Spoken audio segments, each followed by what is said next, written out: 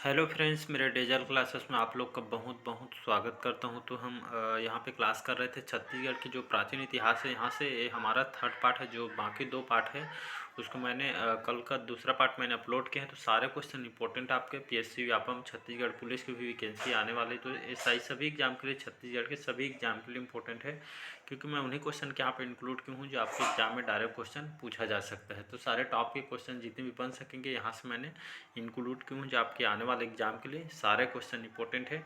तो यहाँ से अगर टेस्ट मॉक टेस्ट वगैरह लगाते होंगे, टेस्ट सीरीज वगैरह ले होंगे, तो यहाँ से क्वेश्चन आपका जो लेवल है आपको समझ आ पाएगा।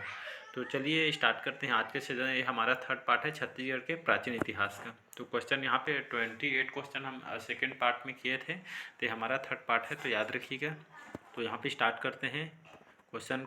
तो क्वेश्चन पहला है हमारा, कांकेर के सोमवंश का संस्थापक किसे माना जाता है, या कौन है आपके सोमवंश के संस्थापक। तो आपके व्याघ्रराज, सिंहराज, उपदेव या नरहरदेव। तो इसका सही ऑप्शन हो जाएगा बी ऑप्शन, सिंहराज। याद रखिएगा। तो कांकेर के जो सोमवंश है इसके संस्थापक आपके सिंहराज को कहा जाता है। जो आपके कांकेर के सोमवंशी राजा थे, तो सोमवंश के संस्थापक आपके सिंहराज को कहा जाता है। याद रखिए, इसका बी ऑप्शन सही। तो कहा जाता है यहाँ पे जो सोमवंशी जो शासक थे इनको पांडुवंश भी कहा जाता है। तो लगभग 6वीं से 8वीं शताब्दी में इनका शासनकाल रहा था सोमवंशी शासक।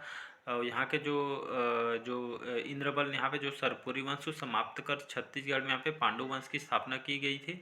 तो छत्तीसगढ़ में इस वंश के यहाँ पे जो बहुत सारे शाखाएं हैं, जिसमें आपका मैकल श्रेणी में सोमवंश, कांकेर का सोमवंश, सिरपुर का पांडुवंश और उड़ीसा का सोमवंश, ये आपके जो कि शाखा है आपके सोमवंश के। तो याद रखिएगा, इसके जो संस्थापक है आपके सोमवंश के, तो आपके सिंहराज को कहा जाता है इसके संस्थापक। तो इसका बी ऑप्शन सही हो जाएगा। बढ़ते हैं अगला क्वेश्चन। अगला क्वेश्चन तरफ बढ़ते हैं। 30 क्वेश्चन है, कुषाण वंश के महत्वपूर्ण सिक्के छत्तीसगढ़ में कहाँ प्राप्त हुए हैं। तो आपके बिलासपुर जिला से, दुर्ग जिले से, बस्तर जिला से, या डी है राजनांदगांव। तो इसका जो सही ऑप्शन हो जाएगा बी ऑप्शन, दुर्ग जिला। तो याद रखिए, कुषाण वंश के जो महत्वपूर्ण सिक्के छत्तीसगढ़ के कौन से जिला से प्राप्त हुए हैं। तो आपके दुर्ग जिले से प्राप्त हुए हैं, याद रखिएगा। तो कुषाण वंश जो छत्तीसगढ़ की जो कुषाणकालीन जो साक्ष्य है आपके दुर्ग जिले से प्राप्त हुए हैं। तो यहाँ से सिक्के, जो तांबा के सिक्के की जो प्राप्ति यहाँ से जो तांबा के सिक्का आपके बिलासपुर जिले से जो कि प्राप्त है, जो कि आपके कुषाण वंश से संबंधित जो कि आपके क्वेश्चन इंपॉर्टेंट है। याद रखिए, कुषाण वंश के जो सिक्के प्राप्त हुए आपके तांबा के सिक्के हैं, याद रखिए, जो आपके बिलासपुर जिले से प्राप्त है। और आपके जो स्वर्ण मुद्रा आपके तेलीकोट रायगढ़ जिले से प्राप्त हुए हैं, आपके कुषाण वंश के सिक्के हैं, याद रखिएगा। तो इसका बी ऑप्शन याद रखिएगा, आपके दुर्ग जिले से प्राप्त हुए हैं। तो यहाँ पे इसका बी ऑप्शन नहीं होगा। कुषाण वंश के जो महत्वपूर्ण सिक्के आपके बिलासपुर जिले से, यहाँ पे जो क्वेश्चन यहाँ पे जो आंसर लिया गया इसका ए ऑप्शन है। जो टाइपिंग मिस्टेक है, तो इसका ए ऑप्शन लगाइएगा। तो कुषाण वंश के जो महत्वपूर्ण सिक्के जो छत्तीसगढ़ से बिलासपुर जिले से प्राप्त हुए हैं, तो इसका जो उत्तर बी लिखा है आपका ए लेना है, याद रखिएगा। तो मिस्टेक बाई मिस्टेक हुआ है, तो इसका बिलासपुर आपको आंसर लेंगे। तांबे के सिक्के आपके बिलासपुर जिले से प्राप्त हुए हैं आपके कुषाण वंश के, तो इसका ए ऑप्शन सही हो जाएगा, याद रखिएगा। अगला क्वेश्चन देखते हैं। सातवाहन काल में भारत का व्यापार रोम से होता था। रोम के जो सोने के सिक्के बिलासपुर जिले के किस स्थान से प्राप्त हुए हैं। तो इसका जो सही ऑप्शन हो जाएगा मल्हार, याद रखिए। तो सातवाहन जो काल है, लगभग इनका जो शासन काल है लगभग 72 से 200 ईस्वी, जो कि इनका शासन काल था, जिसकी राजधानी प्रतिष्ठान थी, जो कि आपके महाराष्ट्र में आता थे। तो छत्तीसगढ़ में ये जो सातवाहन काल के जो वंश की राजधानी प्रतिष्ठान था, याद रखिएगा। तो यहाँ पे जो छत्तीसगढ़ में जो सातवाहन जो कालीन साक्ष्य आपके मल्हार, बालपुर, चक्रबेड़ा, यहाँ से सातवाहन कालीन साक्ष्य मिले हैं। तो इसका ए ऑप्शन याद रखिएगा। तो जो आपका जो सातवाहन जो वंश है, जो कि यहाँ आपके लगभग 72 से 200 ईस्वी में यहाँ पे जो आपके महाराष्ट्र इसकी राजधानी थी, जिसे आपके आपके प्रतिष्ठान कहा जाता है। तो यहाँ से रोम के जो सोने के सिक्के बिलासपुर जिले के आपके मल्हार से प्राप्त होते थे। तो मल्हार जो आपके बिलासपुर जिले के अंतर्गत आता है, और राजा अपीला की मुद्रा आपके मल्हार जिले से प्राप्त होते हैं। तो इसका बी ऑप्शन ए ऑप्शन सही हो जाएगा। अगला क्वेश्चन देखते हैं। किस वाकटक नरेश के समय में दक्षिण कोसल पर वाकटकों का अधिकार पहली बार स्थापित हुआ था। तो प्रवरसेन प्रथम, प्रवरसेन द्वितीय, आपके नरेंद्र सेन प्रथम, या डी है इनमें से कोई नहीं। इसका जो सही ऑप्शन हो जाएगा प्रवरसेन प्रथम। तो इस जो एक वाकटक वंश से कहा जाता है इनको। तो जो वाकटक वंश जो नरेश थे आपके प्रवरसेन प्रथम, तो इनके समय में, इनके शासनकाल में दक्षिण कोसल पर वाकटकों का यहाँ पे जो अधिकार है पहली बार स्थापित हुआ था। तो जो प्रवर सिंह थे, जो कि वाकटक नरेश थे, तो इनके समय में दक्षिण कौशल पर वाकटकों का अधिकार पहली बार स्थापित हुआ था। प्रवन शेर के जो शासनकाल में, जो उनके दरबार में जो महाकवि कालिदास इनके शासनकाल में आए थे, क्वेश्चन पूछा भी गया है। तो प्रवर सिंह के इनके शासनकाल में जो महाकवि कालिदास आए थे और इनके यात्रा के दौरान पता चलता है, तो सरगुजा जिले के आपके रामगढ़ रामगिरी सरगुजा के पहाड़ी पर मेघदूत जो ग्रंथ की रचना जो कि इनके द्वारा किया गया था। तो याद रखिए, जिस सरगुजा को स्वर्ग का द्वार भी इनको कहा जाता है। तो याद रखिए, रामगढ़ के रामगिरी सरगुजा की पहाड़ी पर मेघदूत ग्रंथ की इनके द्वारा रचना किया गया है। तो याद रखिएगा। और क्वेश्चन पूछा जा सकता है, मेघदूत का जो छत्तीसगढ़ी भाषा में किसके द्वारा इसका अनुवाद किया गया था, तो आपके मुकुटधर पांडे जी के द्वारा मेघदूत छत्तीसगढ़ी भाषा में इनका अनुवाद किया गया है। तो इसका क्वेश्चन को याद रखिएगा, सरल फैक्ट को। अगला क्वेश्चन देखते हैं, वाकटक नरेशों का बस्तर के किस राजवंशी शासकों से संघर्ष हुआ था, तो नल वंश, सरपुरी वंश, पांडु वंश या डी है इनमें से कोई नहीं। तो इसका जो सही ऑप्शन हो जाएगा नल वंश। याद रखें, तो वाकटकों के नरेशों का जो बस्तर के आपके जो नलवंशी राजवंशी थे, इनको शासकों से संघर्ष हुआ था। तो वाकटक नरेशों को बस्तर के आपके नलवंश जो राजवंशी थे, तो इन शासकों से संघर्ष हुआ था। तो इसका ए ऑप्शन याद रखिएगा। अगला क्वेश्चन देखते हैं, वाकटक नल संघर्ष की पहल किसने की थी, तो वाकटक नरेश नरेंद्र सेन ने, नल जो शासक थे भवदत्त वर्मन ने, या वाकटक नरेश पृथ्वीसेन अद्वितीय ने, या आपके नल शासक अर्थपति भट्टारक ने। तो इसका जो सही ऑप्शन हो जाएगा बी ऑप्शन। याद रखें, तो वाकटक जो नल संघर्ष की पहल किसने की थी, तो आपके जो नल जो शासक भवदत्त वर्मन ने, जो कि इस पहल को शुरू किया था। तो इसका बी ऑप्शन सही हो जाएगा। याद रखिए। अगला क्वेश्चन देखते हैं, भारत की सबसे प्राचीन जो नाट्यशाला पाई गई है, तो कहाँ पाई गई है, तो आपके सीताबेंगरा गुफा में, जोगीमारा गुफा में, सी है ए और बी दोनों में, या डी है इनमें से कोई नहीं। तो इसका जो सही ऑप्शन हो जाएगा सी ऑप्शन, ए और बी दोनों सही आंसर हो जाएगा। जो क्वेश्चन को पीएससी में पूछा गया, तो भारत की जो सबसे प्राचीन नाट्यशाला आपके पाई गई है, आपके सीताबेंगरा गुफा में और जोगीमारा गुफा, ये दोनों जो गुफा है आपके जो प्राचीन नाट्यशाला भारत के, तो कहाँ जो कि पाई गई है, तो आपके भारत हमारे जो छत्तीसगढ़ जो कि सरगुजा में, यहाँ पे जो कि रामगढ़ में सीताबेंगरा और लक्ष्मण बेंगरा ये जो नाट्यशाला पाई गई है।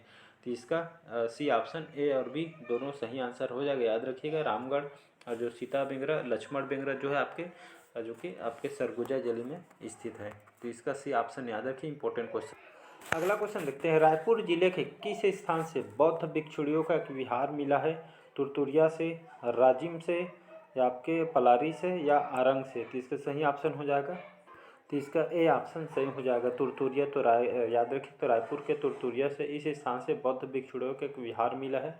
तो तुरतुरिया में कहा जाता है जो वाल्मीकि ऋषि जी से यहाँ संबंधित स्थान है, और लव कुश का भी इनको जन्मस्थल कहा जाता है। तो याद रखिए, इंपॉर्टेंट क्वेश्चन है, क्वेश्चन आपके पेपर में क्वेश्चन को पूछा गया है। अगला क्वेश्चन है, छत्तीसगढ़ मिले मिट्टी के परकोटों वाले जो गढ़ों का संबंध मौर्य सम्राट अशोक के अभिलेख में उल्लेखित राज्यों में से किस राज्य के साथ जोड़ा जाता है, तो चोल, पांड्य, ताम्रपर्ण या आठविक। तो इसका सही ऑप्शन हो जाएगा डी ऑप्शन, आठविक। तो छत्तीसगढ़ जो प्राप्त हुई मिट्टी, जो परकोटों वाले जो मिट्टी या गढ़ों को जो संबंधित मौर्य सम्राट अशोक के अभिलेख से प्राप्त होते थे, उल्लेखित दो राज्य में आपके ये कौन से राज्य से संबंधित जोड़ा जाता है, तो आठविक से जोड़ा जाता है। तो याद रखिएगा।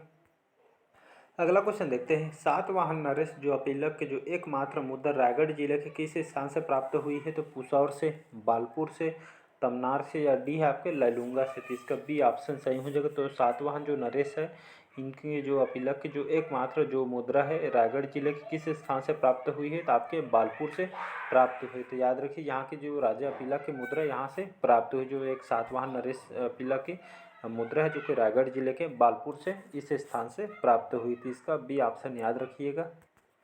अगला क्वेश्चन तरफ बढ़ते हैं, किस सदी के आसपास दक्षिण कौशल में राजर्षि तुल्य नामक नागवंश का शासन था, तो 5वीं सदी, 6वीं, 7वीं, 9वीं। तो इसका जो सही ऑप्शन हो जाएगा आपका ए ऑप्शन, 5वीं सदी।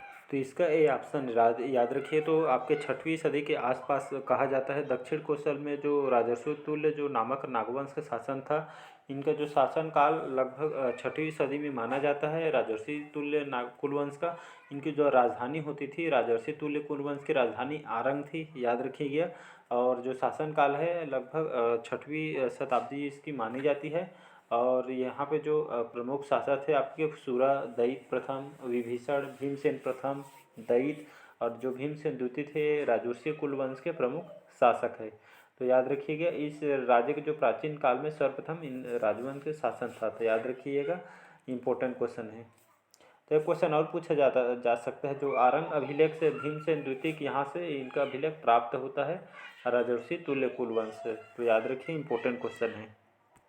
अगला क्वेश्चन देखते हैं, छत्तीसगढ़ में स्थित दक्षिण कोसल की राजधानी थी साकेत, श्रावस्ती, पाटलिपुत्र या डी है इनमें से कोई नहीं। इसका जो सही ऑप्शन हो जाएगा बी ऑप्शन श्रावस्ती। तो याद रखिए कि छत्तीसगढ़ में जो स्थित दक्षिण कोसल की राजधानी उस समय आपका श्रावस्ती थी। तो इसका बी ऑप्शन सही हो जाएगा, याद रखिएगा।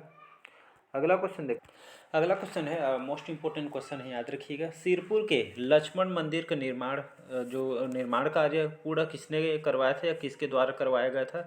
तो महाशिवगुप्त बालार्जुन के, हर्षगुप्त, रानी वाष्टा देवी या आपके डी है चंद्रगुप्त।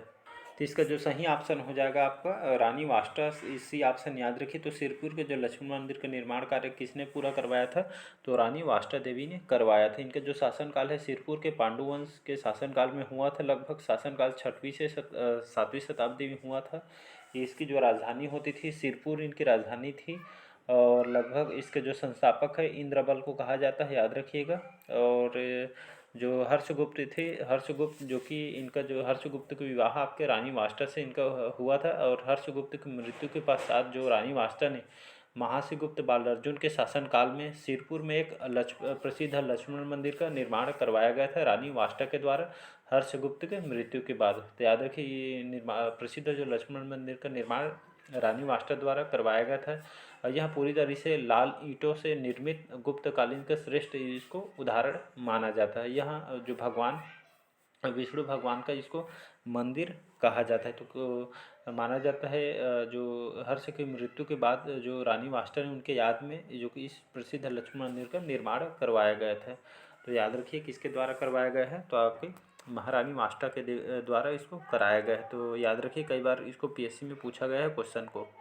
अगला क्वेश्चन देखते हैं, मोस्ट इंपोर्टेंट क्वेश्चन है, याद रखिएगा। तो फेनसांग किस सन में छत्तीसगढ़ में आया था और किस कार्य की वजह से आया था? तो 635 ईस्वी में आया था, 629, 637 या 639 ईस्वी में? तो इसका जो सही ऑप्शन हो जाएगा डी ऑप्शन 639 ईस्वी। तो हेनसांग 639 ईस्वी में छत्तीसगढ़ आया था। ये आपके महाशिवगुप्त जो बालार्जुन के शासनकाल में आए थे, और लगभग जो पांडुवंशी शासकों में जो कि सर्वाधिक समय तक यहाँ पे जो कि शासन किए थे, जो सर्वाधिक समय तक शासन करने के साथ ही महाशिवगुप्त बालार्जुन के शासनकाल में जो हेनसांग एक चीनी यात्री है, और हेनसांग ने लगभग 639 ईस्वी में सिरपुर एवं मल्हार की इन्होंने यात्रा की थी, और लगभग 639 ईस्वी में यात्रा का जो कि इनके द्वारा किया गया है। और यहाँ से क्वेश्चन और पूछा जा सकता है, तो हेनसांग ने यात्रा का जो वर्णन है अपनी जो पुस्तक है CUK में किया, जिसमें छत्तीसगढ़ को कियासलो के नाम से वर्णित किया गया है। क्वेश्चन पूछा भी गया है कि हेनसांग जो यात्रा का वर्णन अपनी कौन सी पुस्तक में किया गया है? तो CUK में किया गया है, जिसमें छत्तीसगढ़ को कियासलो के नाम से वर्णित किया गया है आपके जो चीनी यात्री है हेनसांग ने। तो इसका डी ऑप्शन याद रखिएगा। 639 ईस्वी में हेनसांग छत्तीसगढ़ में आया हुआ था, और कहाँ कहाँ भ्रमण किया था? तो सिरपुर, मल्हार की यात्रा किए थे। तो इसका डी ऑप्शन याद रखिएगा, इम्पोर्टेंट। तो आज का सेशन कैसा लगा कमेंट करके ज़रूर बताइएगा। और यहाँ पे मैं करंट अफेयर्स भी पढ़ाता हूँ डेली बेस पे, तो करंट अफेयर्स भी पढ़ सकते हैं, आपके हर एग्ज़ाम के लिए इंपॉर्टेंट, चाहे कोई भी एग्ज़ाम की तैयारी कर रहे होंगे तो करंट अफेयर्स भी साथ में लेके चलिए। करंट बहुत ही ज़्यादा इंपॉर्टेंट होता है आपके हर एग्ज़ाम के लिए। तो आज के क्वेश्चन यहीं तक रखते हैं, नेक्स्ट पार्ट में हम कवर करेंगे। तो बाकी जो 2 पार्ट है उसको नहीं देखेंगे, जाके देख सकते हैं। सारे क्वेश्चन इंपॉर्टेंट जो आपके PSC व्यापम छत्तीसगढ़ पुलिस की जो वैकेंसी आने वाली है, तो उन सब के लिए बहुत ही इंपॉर्टेंट है। तो चलिए मिलते हैं नेक्स्ट पार्ट में। बस आज के लिए इतना ही। अच्छा लगे चैनल को लाइक, सब्सक्राइब और कमेंट कीजिए, और दिल से एक बार लाइक कीजिए। तो चलिए बस आज के लिए इतना ही। Thank you.